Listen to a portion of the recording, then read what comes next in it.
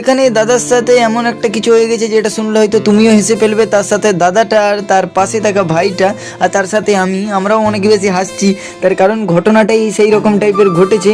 আর আমি গ্রাউন্ডে এসে কি কি করলাম তো চলো সব কিছু তোমাদের সাথে শেয়ার করবো, ভিডিওটা লাস্ট অব্দি দেখতে থাকো। Hello guys, welcome to my another blog. তোমরা সবাই কেমন আছো? আশা করি সবাই ভালো আছো। তো সকালে ঘুম থেকে উঠে আমি হয়ে গেলাম ফ্রেশ হয়ে পরে রেডি। এবার চলো সবাইকে কল করে আমি আগে ডেকে নিয়েছি। রেডি হয়ে যাওয়ার পর এবার আমি বেরিয়ে পড়বো গ্রাউন্ড যাওয়ার জন্য। তো আমার সব কিছু রেডি হয়ে যাওয়ার পর এবার আমি বের করে নিলাম আমার পালসার গাড়িটাকে। পালসার গাড়ি নিয়ে আমি চলে গেলাম সেই দাদাটার বাড়িতে। আর দাদাটার একটা ব্যাড হ্যাবিট রয়েছে, সেটা কি তোমরা শুনলে তোমরা হয়তো হেসে ফেলবে।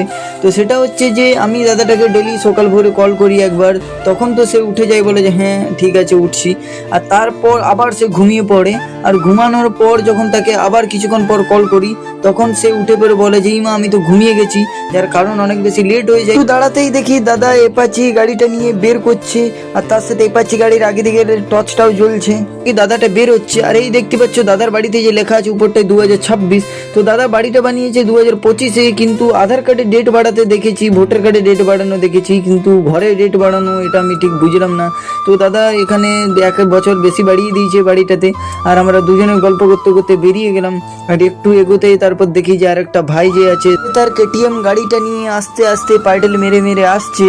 আর আমরা তিনজনাই হয়ে গেলাম এক জায়গায়। আর তারপর আমরা বেরিয়ে পড়লাম কেটিএম পালসার আর অ্যাপাচি গাড়ি নিয়ে। না না, অ্যাপাচি কেটিএম পালসার মানে এই যে আমাদের সাইকেলগুলোর কথা বলছি।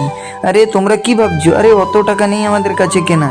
আর তারপরে আমরা একটু এগোতেই পৌঁছে গেলাম চিত্তরঞ্জনের চিত্তবন নামের জায়গাটাতে, যেখানের ভিউটা দেখো খুবই সুন্দর। আর তার একটু এগোতেই দেখি যে এখানে সাইডগুলোতে ফুল গাছ লাগানো রয়েছে। আর তারপরেই আমরা গল্প করতে করতে একটু এগিয়ে গেলাম। আর এখানে যে দেখতে পাচ্ছ সাইকেলে যাচ্ছে গ্রাউন্ড, তাও মানে মানুষ ফোনটা ছাড়ছে না। তার পাশে যে ভাইটা রয়েছে সেও কিন্তু ফোন ঘেটে ঘেটে চলে যাচ্ছে। আর এখানে দেখে নাও আমাদের চিত্তরঞ্জনের ঠিক গাছের ভিউগুলো কীরকম। এই টাইমটা সবুজে সবুজ অনেকটাই সুন্দর লাগে। আর তুমি এখানে কোনো পলিউশন বা কোনো কিছু ধোঁয়া বা কোনো ডাস্ট কিচ্ছু পাবে না। আর এই দাদাটাকে আর এই ভাইটাকে দেখো, এরা ফোনটা মানে ছাড়বে না। ফোনটাকে নিয়ে দুজনে দুটো হাতে ধরে আর এরা সাইকেল চালাতে চালাতে চলে গেলাম আমরা ঠিক মাঠের একদমই কাছাকাছি। আর তারপরই মাঠে পৌঁছে গেলাম। মাঠে পৌঁছানোর পর দেখে পুরো খালি, সব থেকে প্রথমে তো আমরাই আসি, তারপর তো কিছুক্ষণ পর পুরো ভরে যাই। আর প্রথমেই যেটা বলেছিলাম যে দাদার সাথে হয়েছিল কিছু একটা ঘটনা যেটা শুনলে হেসে ফেলবে, তো ওই ঘটনাটা বলা যাবে না, কারণ ওই ঘটনাটা যদি আমি বলে দিই তো দাদা রেগে যাবে, কাল থেকে রানিং করতে যাবে না আমাদের সাথে। তো সেই জন্যই ভাবলাম যে না থাক, এখন বলবো না, ঠিক আছে। মানে আমি আর এই দাদাটা আমরা 15 রাউন্ড কমপ্লিট করেছিলাম, আর ওই ভাইটা 6 রাউন্ড কমপ্লিট করে ছেড়ে দিয়েছিল।